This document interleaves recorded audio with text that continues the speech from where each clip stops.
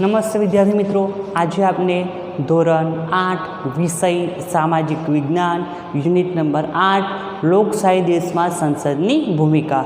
વિદ્યાર્થી મિત્રો, આ એકમમાં આપણે ઘણા મુદ્દાઓ વિશે ચર્ચા કરી ગયા હતા અને તેમાં આપણે લોકશાહી સરકાર વિશે જોયું હતું. આ ઉપરાંત સંસદની રચના કઈ રીતે થાય છે એના વિશે પણ આપણે જોયું હતું. સંસદના બે ગૃહો, લોકસભા અને રાજ્યસભા વિશે આપણે સંપૂર્ણ અભ્યાસ કર્યો હતો. હવે આ પાઠમાં જે મુદ્દાઓ છે એ મુદ્દાઓ વિશે આપણે જોવાનું છે. તો સૌપ્રથમ આપણે જોઈએ કેવી રીતે બને છે લોકસભા. લોકસભા કેવી રીતે બને છે તો તેના વિશે આપણે જોવાનું છે. તો આપણે વિદ્યાર્થી મિત્રો છેલ્લે વાત કરી હતી કે લોકસભા એ કાયમી ગૃહ નથી અને તે દર 5 વર્ષે એનું વિસર્જન થાય છે અને નવા સભ્યોની ચૂંટણી ફરીથી થતી હોય છે. લોકસભા એક એવું ગૃહ છે જેમાં દેશના દરેક લોકોનું પ્રતિનિધિત્વ થયેલું જોવા મળે છે. તો લોકસભા માટે આપણે કહી શકીએ કે રાજ્યની જે વિધાનસભાની જેમ જ ચૂંટણીઓ યોજાય છે અને દર 5 વર્ષે લોકસભાની ચૂંટણી થાય છે. લોકસભામાં દરેક મત વિભાગને સંસદીય મત વિસ્તાર કહેવામાં આવે છે. લોકસભામાં મિત્ર શું છે કે દરેક જે મત વિભાગ હોય છે તો કે એ મત વિભાગને સંસદીય મત વિસ્તાર તરીકે ઓળખવામાં આવે છે.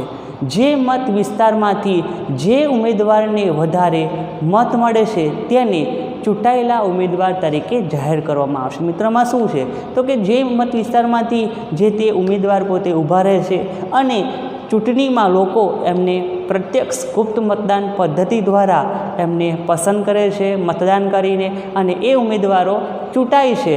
તેથી તેઓ ચૂંટાયેલા ઉમેદવારો તરીકે જાહેર કરવામાં આવે છે.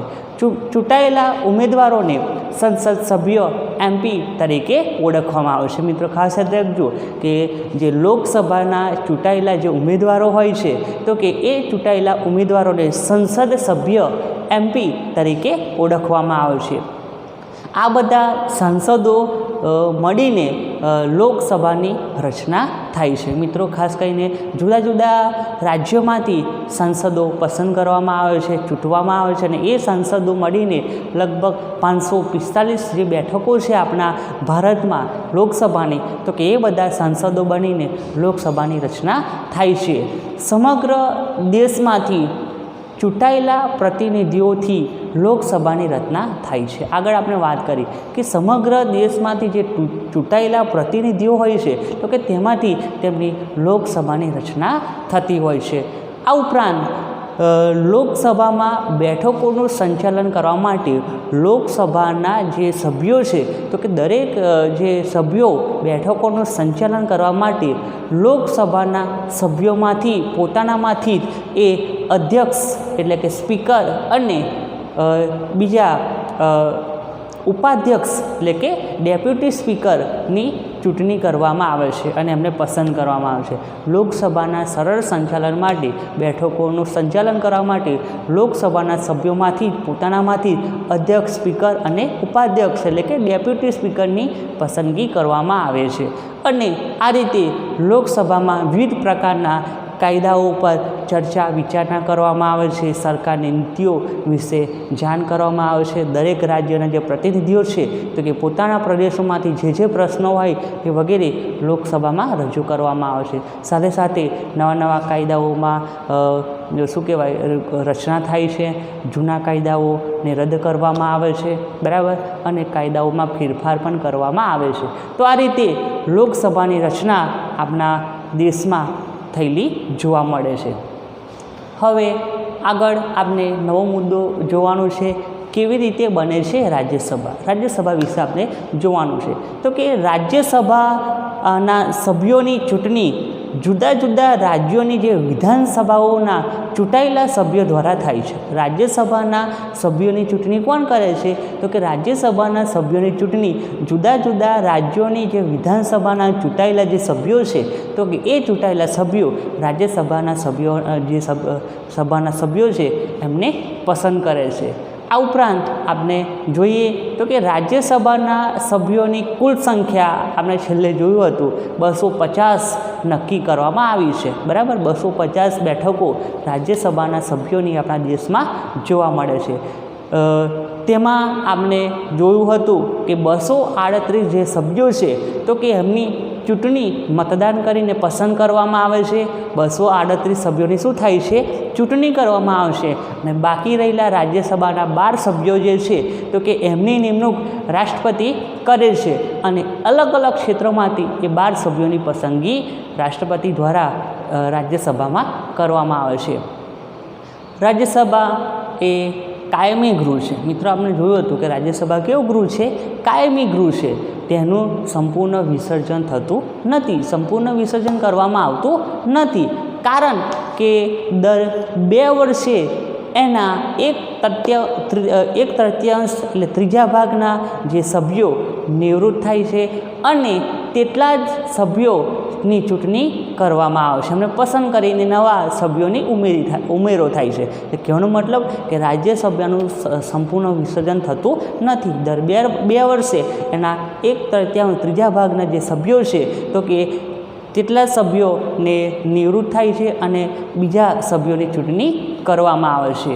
રાજ્યસભા દેશના રાજ્યોનું પ્રતિનિધિત્વ વ્યક્ત કરે છે. રાજ્યસભામાં શું છે તો કે દરેક રાજ્યના પ્રતિનિધિઓ આ રાજ્યસભામાં આવે છે. એટલે રાજ્યસભા જે તે રાજ્યના પ્રતિનિધિત્વનો વ્યક્ત કરે છે.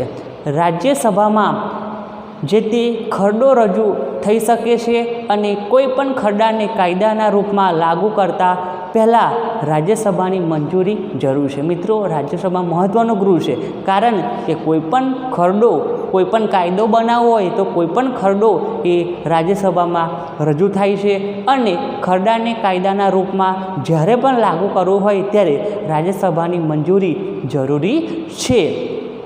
સંસદનું આ ગૃહ લોકસભાએ બનાવેલા કાયદાઓની સમીક્ષા કરે છે. લોકસભા કાયદાઓ બનાવે છે અને એ કાયદાઓ જે બનાવે છે એની સમીક્ષા, ચર્ચા વિચારણા રાજ્યસભામાં પણ કરવામાં આવે છે. આમ રાજ્યસભાની ભૂમિકા મહત્ત્વની જોવા મળે છે.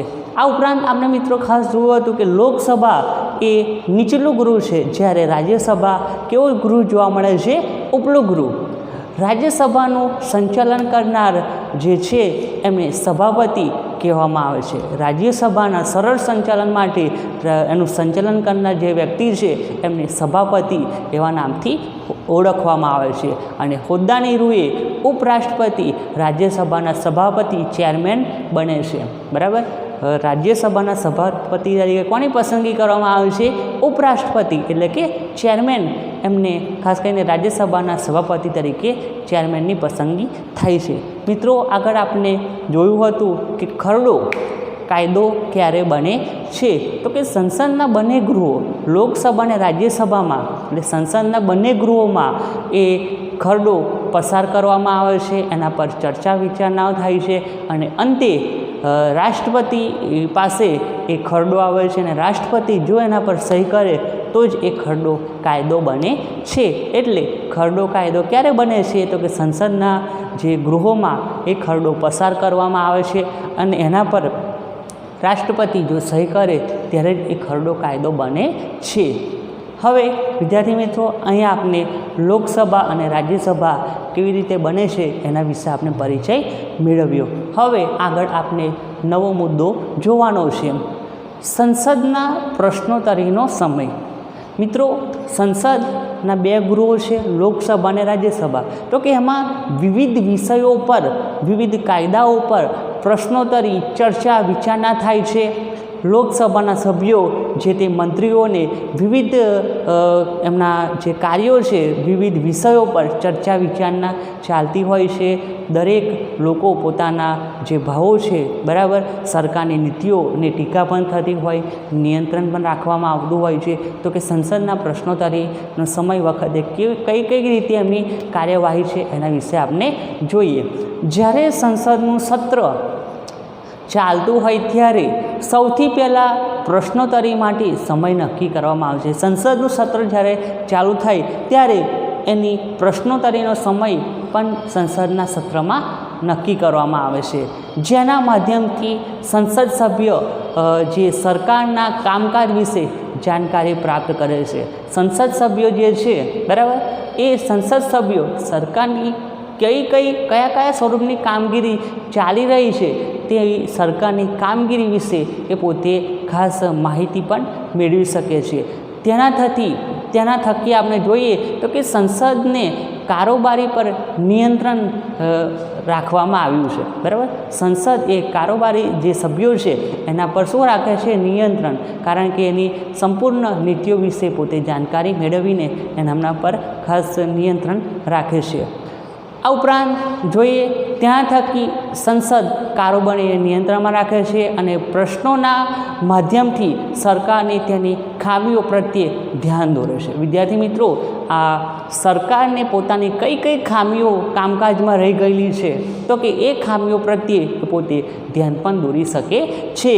સરકારની કયા ક્ષેત્રોમાં જે એમનું કામકાજ છે તો કે એમના કામકાજ વિશે અને એમની નીતિઓ ખોટું યોગ્ય કામ જે થઈ રહ્યું છે તો કે એ પણ જણાવી શકે છે. આ રીતે સરકારે લોકોના પ્રતિનિધિઓ તરફથી પ્રજાના વિચારો જાણવાની તક મળે છે. સરકાર છે, દેશની સરકાર છે તો કે એ દેશની સરકારને જે લોકોએ પોતાના પ્રતિનિધિઓ ચૂંટીને મોકલ્યા છે એ પ્રતિનિધિઓ મારફતે પ્રજાના વિચારો કેવા છે એ જાણવા માટેની તક સરકારને મળે છે. સરકારને સવાલો પૂછવા એ સંસદ સભ્યની મહત્ત્વની જવાબદારી છે.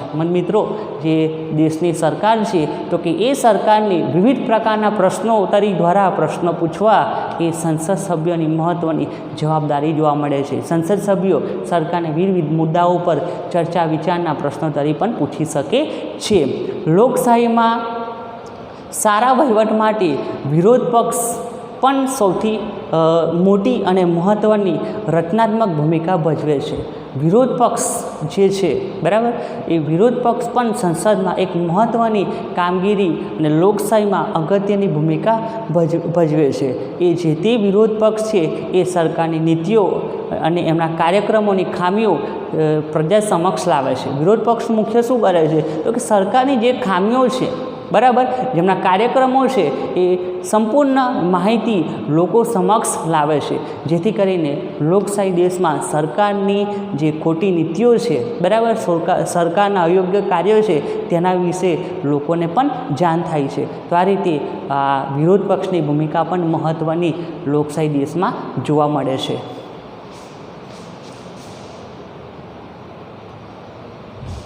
આ ઉપરાંત મિત્રો આપણે કહીએ કે લોકસભાનું જે સંચાલન કરનાર જે વ્યક્તિ હોય છે એને અધ્યક્ષ સ્પીકર તરીકે ઓળખવામાં આવે છે. લોકસભાનું સંચાલન કરનાર વ્યક્તિને કયા નામે ઓળખવામાં આવે છે?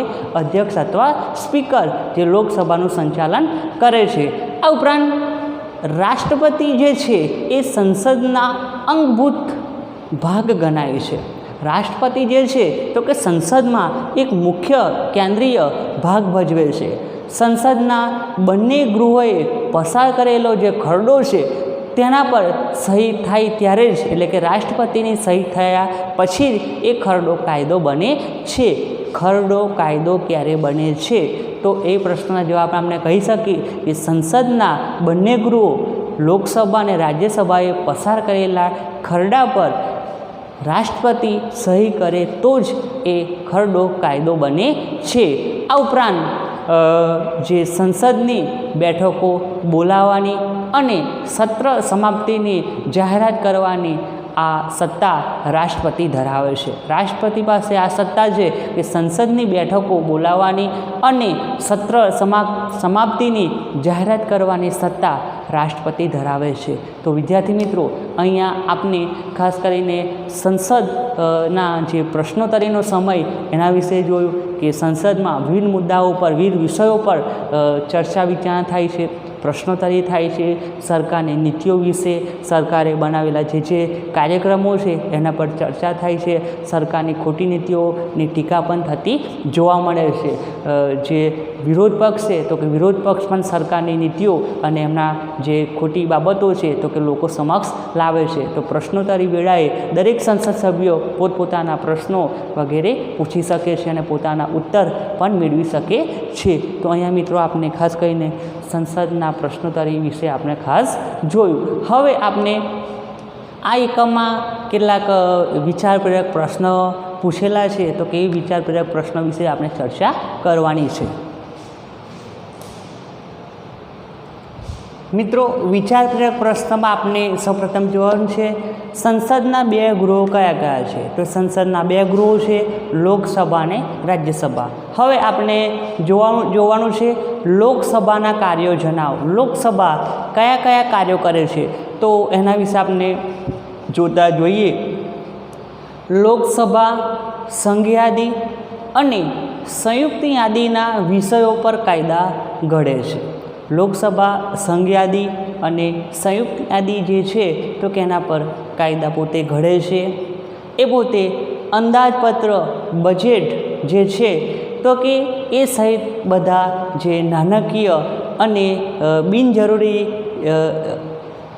જે બજેટ જે છે તો કે નાણાકીય ખરડાઓની બાબતમાં લોકસભાની સત્તા રાજ્યસભા કરતાં ચઢિયાતી છે. મિત્રો ખાસ કરીને કહેવાય છે કે એ પોતે અંદાજપત્ર બજેટ સહિત બધા જ નાણાકીય ખરડાઓની બાબતમાં લોકસભાની સત્તા રાજ્યસભા કરતાં ચઢિયાતી જોવા મળે છે. આ ઉપરાંત આપણે જોઈએ કે તે કાયદાઓમાં જરૂરી ફેરફારો કરે છે તેમજ બિનજરૂરી કાયદાઓ રદ કરે છે. લોકસભા આ મહત્ત્વનું કાર્ય કરે છે. તે જે ચાલુ કાયદાઓની જરૂરી ફેરફાર કરે છે અને બિનજરૂરી જે કાયદાઓ છે તો કે કાયદાઓ રદ પણ કરતા જોવા મળે છે. લોકસભાના સભ્યો મંત્રીઓને રાજ્ય વહીવટમાં સંબંધી પ્રશ્નો પૂછીને માહિતી મેળવે છે અને તેઓ તેમના કાર્યોની સમીક્ષા કરીને તેના પર અંકુશ રાખે છે. લોકસભાના જે સભ્યો છે તો કે મંત્રીઓને જુદા જુદા મંત્રીઓને રાજ્ય વહીવટ સંબંધી પ્રશ્નો પણ પૂછી શકે છે અને માહિતી મેળવી શકે છે. આ ઉપરાંત તેમના કાર્યોની સમીક્ષા કરીને તેમના પર અંકુશ પણ રાખી શકે છે.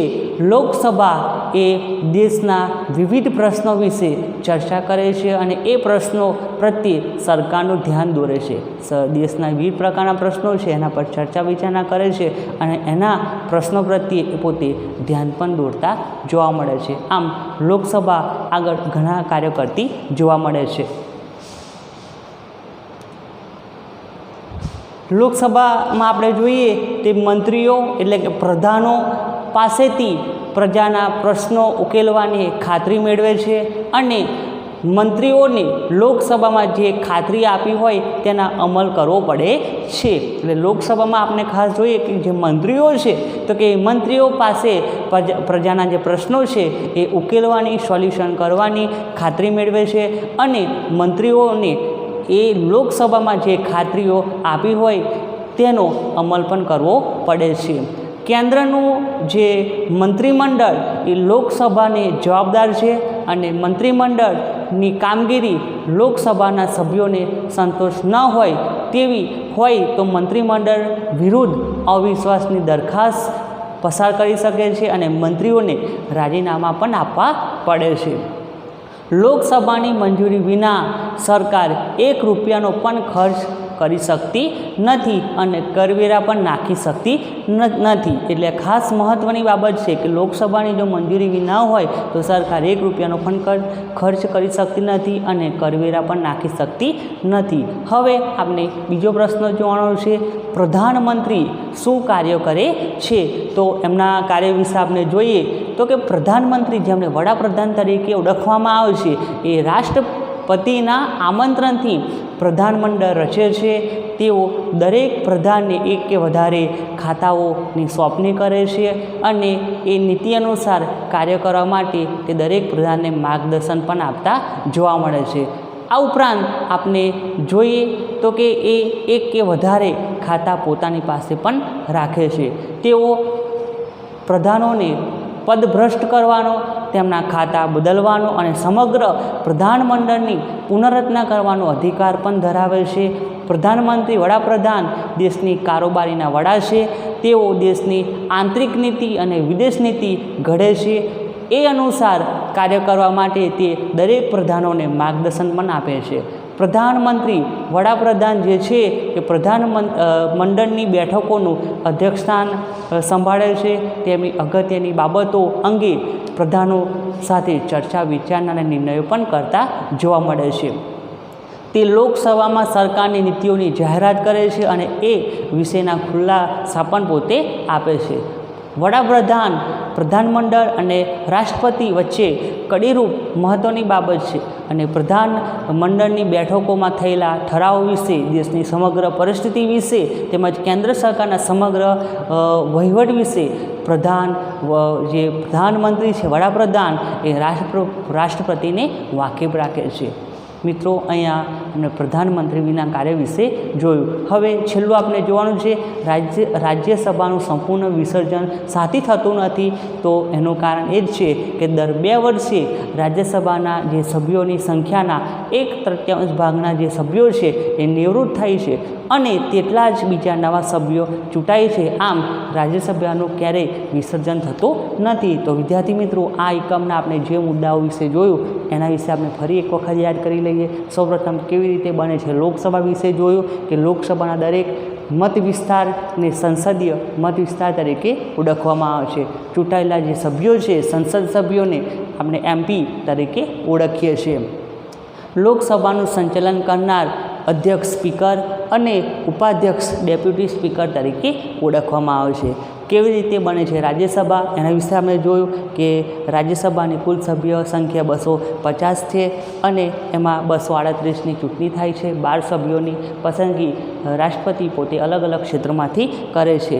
રાજ્યસભા પોતે કાયમી ગૃહ છે અને દર 2 વર્ષે એના 1/3 ભાગના સભ્યો જે છે એ પોતે નિવૃત્ત થાય છે અને તેટલા જ બીજા સભ્યોની ચૂંટણી કરવામાં આવે છે, એટલે કાયમી ગૃહ છે. રાજ્યસભાનું સંચાલન કરનાર જે વ્યક્તિ છે એને સભાપતિ, એમને હોદ્દાની રૂએ ઉપરાષ્ટ્રપતિ હોય છે.